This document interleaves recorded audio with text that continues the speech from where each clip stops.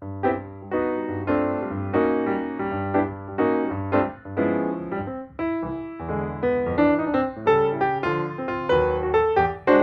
sekali lagi ini tadi dinding hatinya orang Barat, yang ini dinding hatinya orang Jepang.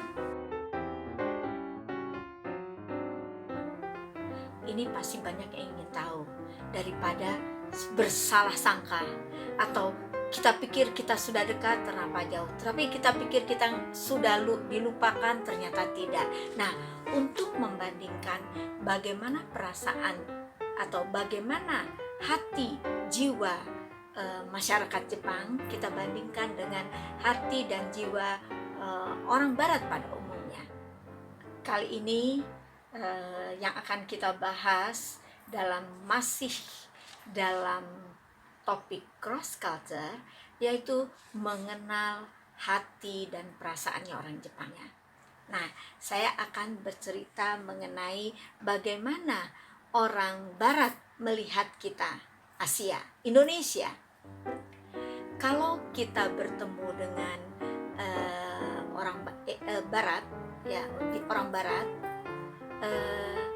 biasanya begitu manis ketemu, kok bisa ya, baru ketemu aja udah dipeluk, cepiki, terus ngomongnya kayaknya asik. Lalu kita berpikir, duh asik banget ya, kayaknya aku udah deket deh sama dia, kayaknya dia gak akan ngelupain aku deh, kayaknya persahabatan kita walaupun cuman baru ketemu rasanya asik benar. Nah, saya menggambarkan pola perasaan hati pikirannya orang Barat itu seperti gambar ini ya.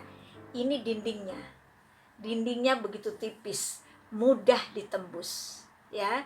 Pokoknya kalau udah ketemu ngobrol, kita nih, saya akan mengatakan perasaan kita. Jadi ini yang sering terjadi salah paham. Lalu kemudian bagaimana dengan orang Jepang? Kok kayaknya kita udah deket, kayaknya kita udah bener, kok masih disalahin ketika kita baru-baru mengenal dia. Nah, kita lihat hati dindingnya orang Jepang seperti ini, tebal. Untuk menembusnya tidak mudah.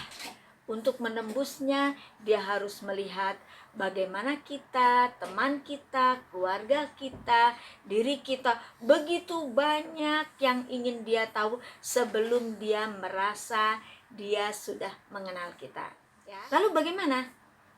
Di Jepang, bila masyarakatnya sudah benar-benar kita akhirnya bisa menembus dinding tebal itu, maka begitu kita sudah tembus, maka kita langsung masuk ke dalam hatinya.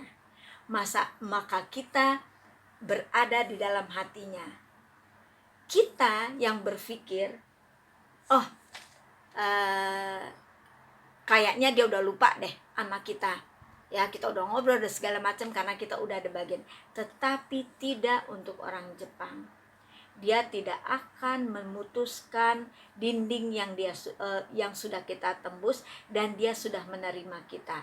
Kadang-kadang kita salah pun dibilang benar, padahal ketika di sini kita udah benar pun tetap kita disalahkan. Tapi begitu sampai di sini, maaf, kita ngibul-ngibul sikit juga kadang-kadang dia percaya, karena dia sudah percaya kita, karena kita sudah bisa menembus dinding itu. Nah, Bagaimana taunya kita masih di hatinya dia?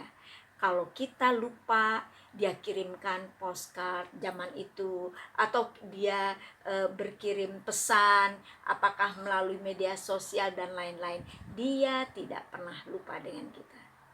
Lalu bagaimana dengan Barat? Yang ini, kita begitu mudah menembus dindingnya, tapi begitu kita ingin masuk di hatinya, tunggu dulu. Siapa dulu Anda? Lalu dia melihat kamu tuh orang mana dan lain sebagainya. Banyak sekali yang akhirnya kita tetap saja orang yang tidak bisa menembus dirinya. Kalaupun bisa, itu lebih banyak ke basa-basi. Kalaupun bisa, ada sesuatu yang amat sangat luar biasa, dia menerima kita di dalam hatinya. Itu yang saya perhatikan antara perasaan hati atau bagaimana menembus dinding hati antara Jepang dengan orang Barat. Demikian.